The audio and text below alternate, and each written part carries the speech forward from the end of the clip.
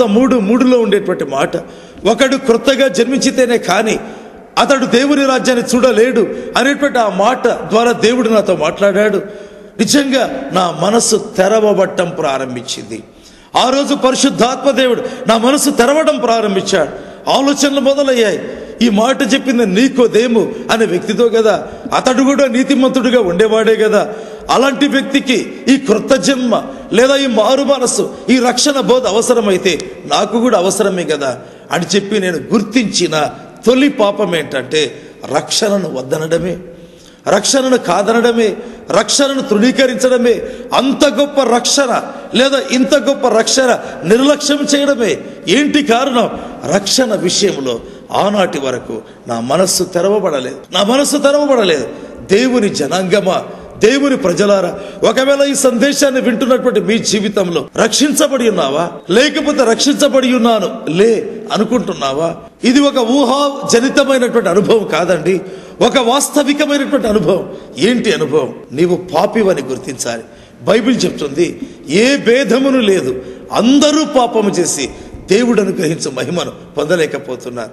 నీ జీవితంలో తెలుసుకోవాలి, ఖచ్చితంగా నీవు ఒక పాపివని తెలుసుకోవాలి. మన యొక్క స్వభావం పాపపు స్వభావం అని తెలుసుకోవాలి. ఆ పిదప మన పాపముల కొరకై ప్రభు యేసు కలువరి సిలువలో మరణించాడని గుర్తించాలి, గ్రహించాలి. నా పాపము కొరకై నేను పొందవలసిన శిక్ష నా దేవుడు నరుడుగా మారి ఆ శిక్షను సిలువలో భరించాడు అని అంగీకరించాలి. అయ్యో దేవా, నేను పొందవలసిన శిక్ష మీరు పొందారా అని దుఃఖముతో ప్రభు దగ్గర ప్రార్థన చేసి మన పాపములన్నీ ఒప్పుకోవాలి, యేసు దగ్గర ఒప్పుకోవాలి. గొర్రెపిల్ల రక్తంలో కడగబడిన అనుభవాన్ని తెచ్చుకోవాలి.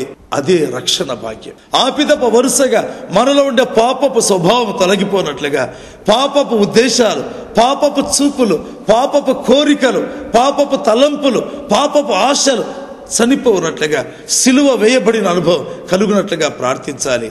అది జయ జీవితం.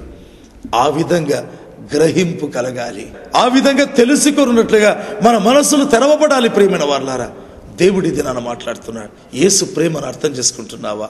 పునరుత్థానం ఒక పండుగ మాత్రమే కాదు, అంతకంటే 1000 రెట్లు ఎక్కువ అండి. అదొక జీవిత విధానం. ప్రభు చెబుతున్నాడు, అదొక వాస్తవికమైన యేసుతో కలిసి నడిచేటువంటి ఆధ్యాత్మిక అనుభవం. నీ జీవితంలో యేసు పునరుత్థాన శక్తిని గుర్తించి ఉన్నావా? యేసు తిరిగి లేచాడు అని పరిగెత్తుతూ చెబుతున్నావా? నీ యొక్క మనస్సు తెరవబడిందా? దేవుని మాటలు నెమరు వేసుకుంటున్నావా?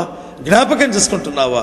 అలాంటి అనుభవాల గుండా నీవు వెళితే ప్రతిరోజు ఈస్టరే, ప్రతిరోజు పునరుత్థానమే, ప్రతిరోజు పునరుత్థానపు అనుభవాలే. ప్రభు నీతో మాట్లాడుతుండగా తలలు వంచి ప్రార్థిస్తాం.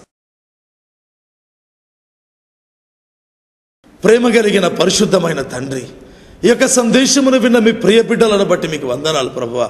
పునరుత్థానం అనేది ఒక పండుగ లాంటిది మాత్రమే కాదని, అది ఒక బలమైన జీవిత విధానమని మీరు మాట్లాడినందుకు వందనాలు దేవా.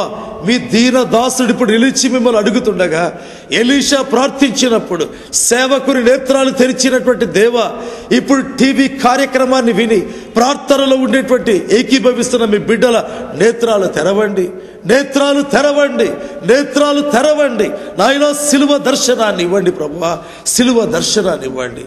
వారి నేత్రాలే కాదు ప్రభువా, వారి మనస్సులను తెరవండి నాయనా, వారి మనస్సులను తెరవండి. లేఖనములు గ్రహించున్నట్లుగా వారి మనస్సులు తెరవండి. యేసయ్య శిష్యుల దగ్గరికి వెళ్ళి వారి మనస్సులను తెరిచినటువంటి దేవా, ఈ యొక్క టీవీలో నాయన మీ దాసుడు ప్రార్థిస్తుండగా వీరేటువంటి వారి మనస్సులు తెరవండి నాయన, తెరవండి ప్రభువా, వారి మనస్సులు తెరవండి.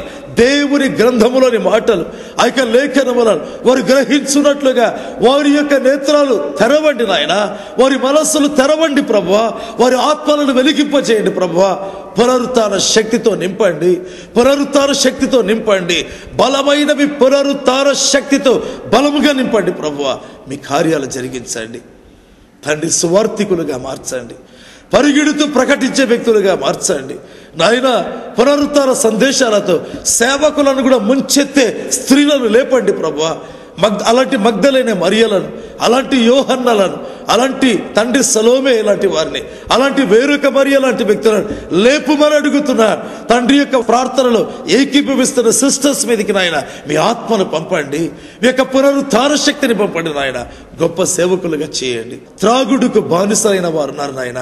తండ్రి విడిపించండి, తండ్రి విడిపించండి, తండ్రి విడిపించండి, తండ్రి విడిపించండి. యేసయ్య విడిపించమని ప్రార్థన చేస్తున్నారు.